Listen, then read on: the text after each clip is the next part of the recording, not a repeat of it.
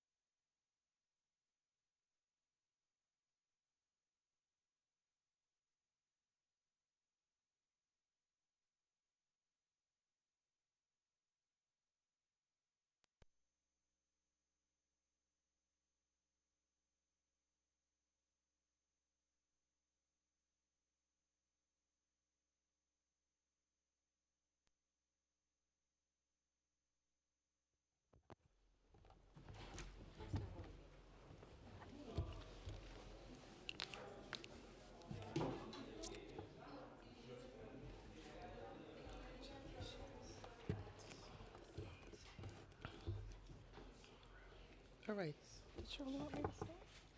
No.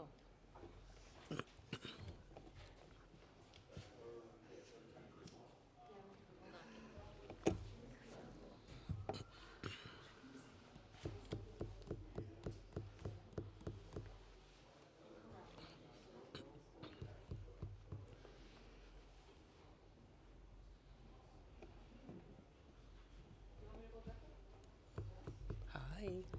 Where's Diana standing here?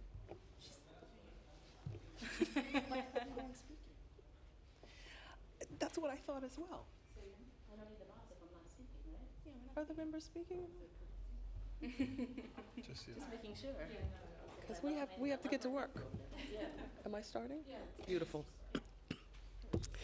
Good afternoon, everyone. Today, the Council's Land Use Committees voted to approve a comprehensive housing plan for the city to modify city planning zoning for housing opportunities, citywide text amendment, with $5 billion in commitments to the Council's City for All housing plan and investments in neighborhoods.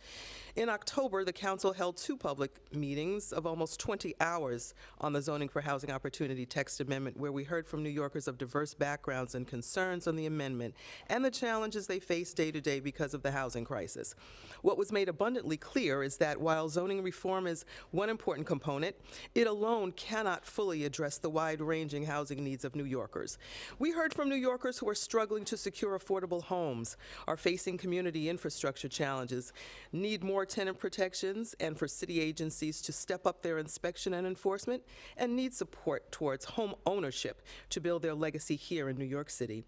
The Council acknowledged these concerns and responded with City for All, a comprehensive plan to address the various housing challenges affecting New Yorkers. This plan reflects the voices of New Yorkers across the city who made clear these are intersecting struggles that require multifaceted solutions. The plan and modified zoning changes are estimated to create over 80,000 new homes over 15 years, while helping to strengthen neighborhoods and make housing more affordable. It shows the city can create a meaningful amount of new housing through the contributions of every community, while respecting neighborhood character and delivering necessary investments in infrastructure, affordable housing, and home ownership. This is the most pro-housing plan in New York City history, including the first citywide zoning text amendment designed to create new homes and major City for All investments.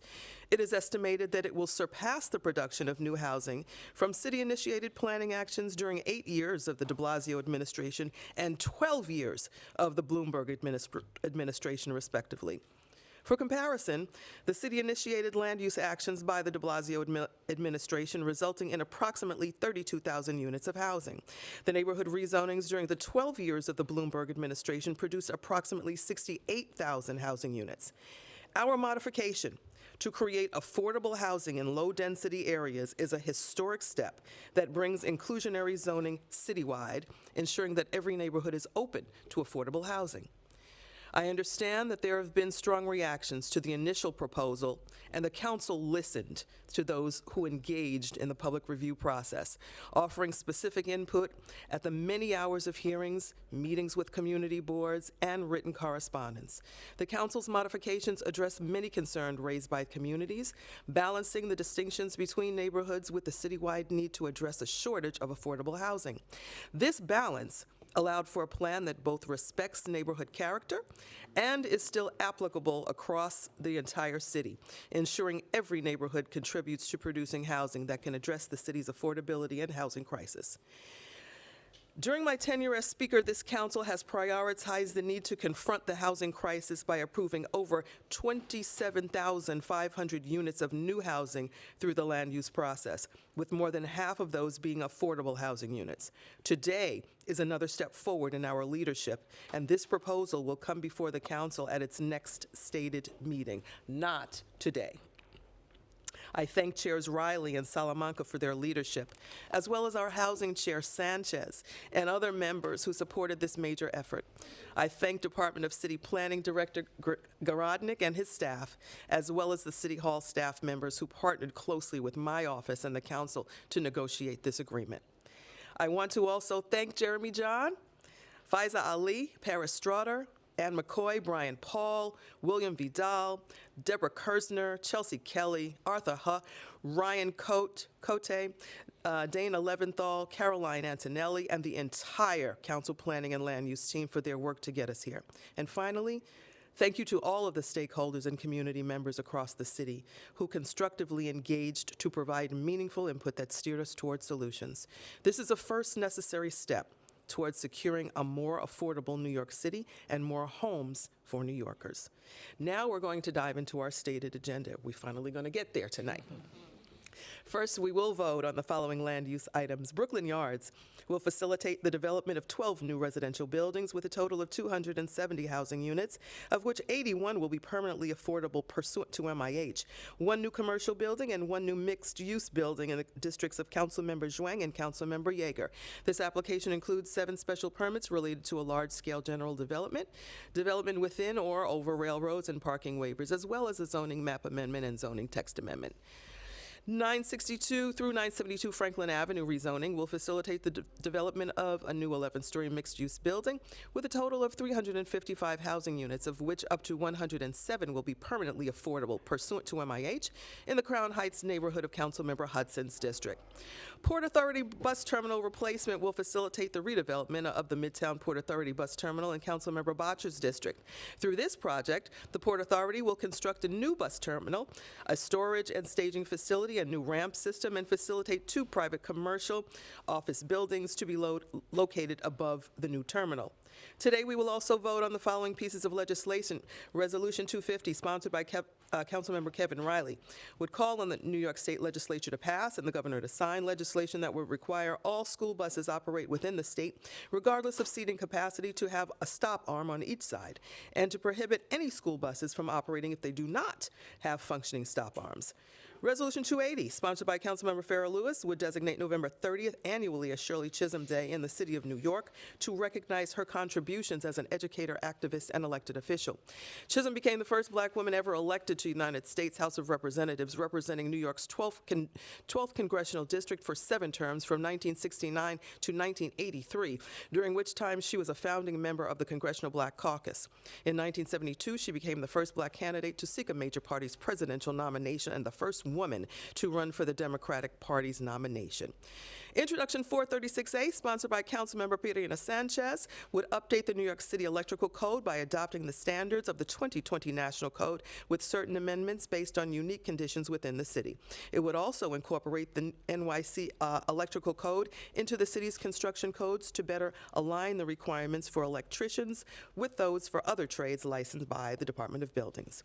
Introduction 515A, sponsored by Councilmember Brannan, would improve existing Department of Education reporting on the number of school bus transportation employees to include the type of training employees have completed, including training specific to supporting students with disabilities, employee route assignments, general or special education, and whether these employees accompany students on school bus routes. Introduction 1018A, also sponsored by Councilmember Brannan, would conform the city's pet shop laws to state law, amending the local law to prohibit the sale of dogs and cats in pet shops. On December 15, 2024, New York State law prohibiting the sale of dogs and cats in retail pet shops will take effect. Introduction 557B, sponsored by Councilmember Gail Brewer, would require the New York City Office of Technology and Innovation to create a specific 311 category for complaints related to unlicensed cannabis retailers. The public would be able to file a complaint under the category of unlicensed cannabis retailer on its website, mobile device platforms, and any other platform utilized by 311.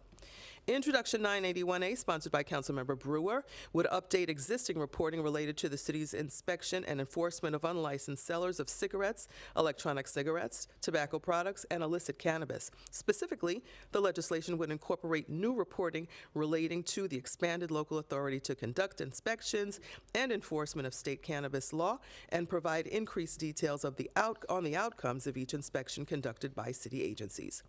Introduction 1070A, sponsored by Deputy Speaker Diana Ayala, would amend the current reporting requirements on exits from domestic violence shelters, which currently only includes information about domestic violence emergency shelter exits, to additionally require reporting on domestic violence Tier 2 shelter exits.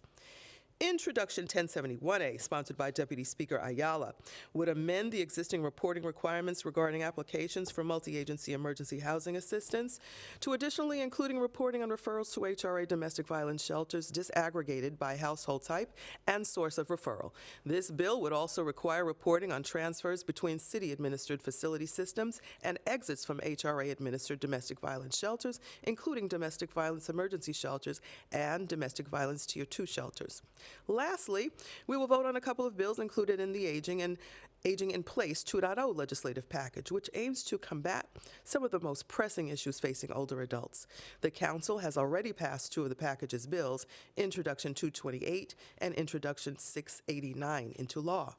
Introduction 1025A, sponsored by Councilmember Crystal Hudson, would require the New York City Department for the Aging to provide information in paper form regarding the older adult workforce programs administered by DFTA to all contracted older adult centers and clients of all contracted providers. This bill would also require that DFTA update its existing Know Your Rights pamphlet for older adults to include information and resources regarding employment opportunities, volunteer opportunities, and workforce program opportunities. The pamphlet would also include information to assist older adults in identifying and addressing employment discrimination, as well as contact information for government agencies or community-based organizations that an older adult may contact to obtain additional information about issues regarding employment discrimination. And Introduction 1053A, also sponsored by Councilmember Crystal Hudson, would require DFTA to conduct a feasibility study regarding the creation of older adult information points, which would serve as physical locations where older adults can receive information concerning DFTA services and programming. This concludes our stated agenda. With that, we're going to take a couple of questions. Yes, in the interest of time, we're gonna do on and off topic at the same time. So we will take questions. Michelle? Hello. How are you? Good. So first, I wanted to ask about City of Yes. Mayor Adams just now held a gavel, and he said that the two of you personally did not speak about City of Yes today. Could you just give us a sense of how many times the two of you did speak over the last several weeks about City of Yes? And if you did speak about City of Yes, could you just tell us what you guys talked about? And then I have another question about the budget modification. Should I just fire it away? Yeah, let's just Yeah. do them all at the same Okay, Mhm. cool. Budget modifications, that were announced yesterday, what do you like? Where do you think they fell short? Okay, as far as the communication between the mayor and I, he's right, we have not spoken today. During the overall process, my team and I worked well with the Department of City Planning and City Hall housing staff, and we were able to partner to get it done today. As far as the modifications are concerned, we worked very, very hard to listen to the voices that we heard in a record hearing from our communities across the city. We believe that we struck the correct balance to make sure that the voices were heard. And we are very, very proud that we remained ambitious through the whole process, and we will, through City for All, incorporated into the mayor's proposal, we will be able to bring over 80,000 places for people to live in New York City. The budget mods. Did you, that was your question? Yes. Say the question again. Maybe, do you wanna repeat it? Oh, I'm sorry. Oh, I thought that was what you said. I'm sorry about that. What did you like about the budget modifications that were announced yesterday? Where did they fall short? We've been negotiating the budget mods across the board, so all of the budget mods, I'm in favor of all of the budget mods, the way that they were handled. The specific sticking points for a lot of communities having to do with ADUs and parking modifications, and a lot of other things. I am particularly happy, though, that we were able to secure $5 billion overall for affordable housing and housing for people that need places to live in New York.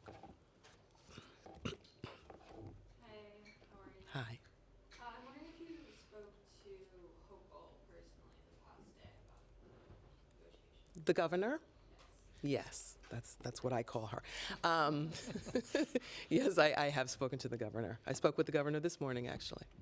And what were those Well, general conversations, have a great day. We know, what you're doing, some of the challenges that you face, going through this negotiation, wishing you well, that kind of a thing. Yeah. Regarding City of Yes, Mhm. can you articulate particulars of what changed from the initial proposal? And also discuss why you changed, what particulars were that were changed on parking and ADUs? Sure. I'll try to get as granular as I can because they were significant. Again, our goal was to advance this proposal to build more housing in every part of the city, and that required balancing and respect for neighborhoods and the character of the neighborhoods with our goal. So our modifications were aimed at ensuring a proposal that could pass with the maximum amount of housing created. As far as the parking is concerned, the council's modification establishes 3 zones to strike a balance between housing development and the need for parking in some parts of the city. It still creates the most populous parking mandate-free area in the country, nearly triple the size of Austin, which is currently the largest city in the United States to eliminate parking. The parking mandates are maintained in areas that would likely produce that level of parking to meet market demand regardless. And the forms of housing development that parking would most interfere with will be largely exempt from the mandates regardless of the zone. As far as the ADUs are concerned, we took a look at structuring of ADUs, external ADUs and internal ADUs, and we made some modifications with those.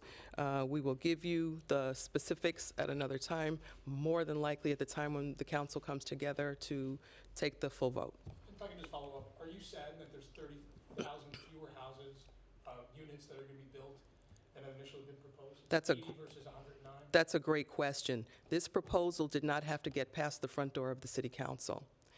We took this proposal on ambitiously, and we took it on courageously, in my opinion. We were able to do through City of All something that's never been done before, and once again, that's securing $5 billion in making sure that we address the deep affordability issue of housing, and in taking a look at more than 80,000 homes. That is truly, truly significant, and we are very, very proud of that accomplishment.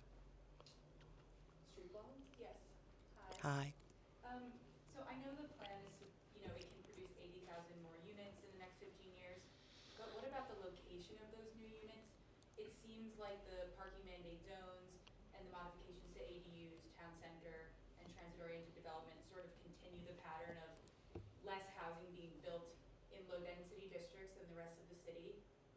What do you say to that? And wasn't the initial plan supposed to sort of like spread the love of building housing throughout the city? And I think it still does. The modifications prove that. But we had to be realistic about this. What we learned through our hearing, again, it was a monumental hearing. What we learned through that, and quite frankly, what we knew, we represent 51 very different districts. We are not a monolith in New York City. So what we had to do was, there had to be compromise. That's what negotiation is. We had to work with what we had at our fingertips to work with, and we had to leverage that for our diverse communities. We heard from community boards. We heard from civic centers. We knew that everybody was not going to be happy. Nobody ever is totally happy with any type of negotiation, be it proposals, the city budget, modifications, or anything else. But we believe that we did our absolute best in making the considerations for all of the communities that were concerned that they would be tremendously impacted. We took a lot of that pressure off of those communities, and quite frankly, everybody's got a little piece to give. That's what we said initially. We've always said that, and that is what this council is going to deliver. And I just have one follow-up. When you say the ADUs, town center, and transit-oriented development are largely exempt from parking mandates, can you go into a little more detail about that? When are they not exempt from parking? Again, the same is, we're going to provide you more details as far as those specifics, more than likely when we go ahead for the full vote over the next couple of weeks. So in December? We'll give you more granular explanation. Mm-hmm. Yep. Okay. Thank you. Any other questions? All right? If I could just ask a general question, just real quick, the vacancy rate's 1.4%. Mhm. Is it known what this will bring the vacancy rate to? Do we have that? Land use? I don't know. As if far it's as, known. as far as the vacancy rate is concerned? Is there a goal you want to? Yeah, it would be speculative at this point, and again, that's something that we can look for. We have to do in the report, the Yeah. committee report. Thank you all very much. Thanks for hanging in there. Especially you. Can she get up?